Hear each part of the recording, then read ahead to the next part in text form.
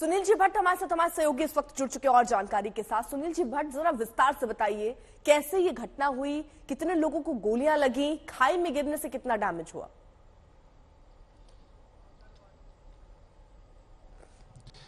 पिता, मैं आपको बता दूं, इस समय मैं मौजूद हूं जम्मू कश्मीर के रियासी जिले में और जिस स्थान पर मैं इस समय खड़ा हूं ये वही स्थान जहां पर कल बस पर आतंकियों ने हमला किया। दरअसल बस जो है रानसू से आ रही थी, जो कि बेस कैंप है शिवखोड़ी धाम का, जो शिवखोड़ी की यात्रा है। ये जो तीर्थयात्री है इन्होंने अपनी यात्रा पूरी कर दी थी और अब वो कटरा जाना चाहते थे ताकि वहां पर वो माता वैष्णो देवी के दर्शन कर सके। जैसे ही बस इस स्थान पर पहुंचती है त्रियाठ इलाके के पास, अचानक से आतंकी यहाँ पर इस जंगल के इलाके में छिपे हुए थे और पहले से वो घात लगाकर यहाँ पर तैयार थे और उनने बस पर अंधाधुंध फायरिंग शुरू कर दी। और जो फायरिंग हुई उसमें बस का जो चालक है उसे भी गोली लगी और इसके कारण वो बस का जो है नियंत्रण खो बैठा और बस जो है यहाँ पर गहरी खाई में गिर गई। अभी कुछ देर पहले मैं स्वयं भी इस खाई के बीच में गया था और मैंने रिपोर्ट फाइल की थी। आप देख सकते हैं कि यही वो बस है जिस पर आतंकियों ने हमला किया और जैसे ही इस पर नियंत्रण जो है बस चालक खो बैठा, ये बस सीधा खाई में गिर पड़ी। और जो अभी थोड़ी देर पहले जो रियासी जिले की एसएसपी हैं मोहिता शर्मा, उन्होंने जानकारी दी है कि 9 लोगों की इस आतंकी हमले में मौत हुई है।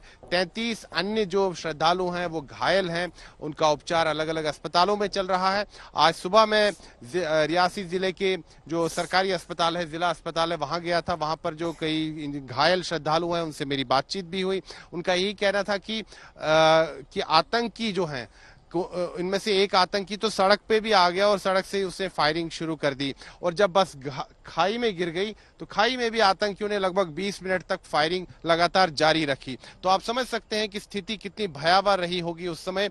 और ये जो श्रद्धालु हैं उत्तर प्रदेश से थे, कुछ दिल्ली से थे और कुछ राजस्थान से भी थे।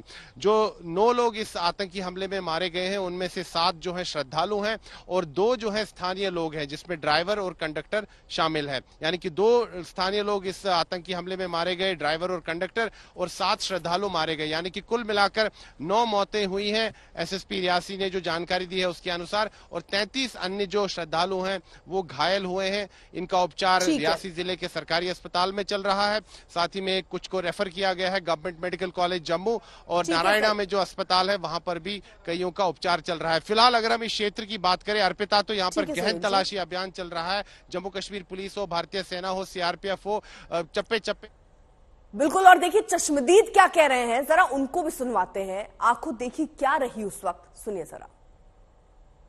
हम लोग शिवपुरी से वापस आ रहे थे, रास्ते में हमला हुआ और हमले में हमारी बस खाई में चली गई। उसमें काफी लोग गंभीर रूप से घायल हैं। कितने आतंकवादी थे? आतंकवादी सर हम लोग देखे नहीं थे, वो अंदर नहीं आए थे, ऊपर से बाहर से फायरिंग किए थे।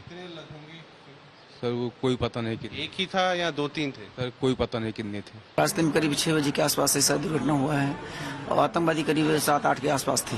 5 मिनट तक गोलियां बरसाते रहे और इस पर ये हुआ कि अभी सभी को मार डालेंगे। हमने सभी सबके मतलब इतना कहा कि आप सब शांत रहिए, इनको ऐसा लगे कि सभी लोग की मतलब मृत्यु हो चुकी है। जब 5 मिनट बाद 7 मिनट बाद जब ये सब हो गया तब आतंकी वहाँ से गए। अब तब तक भी हम लोग जो है किसी तरीके से कॉल किए। सर सड़क पे खड़े होकर गोली चला रहे थे, यही हम सब देखे। बस खाई में गिर गया जब तक गोली चला कर।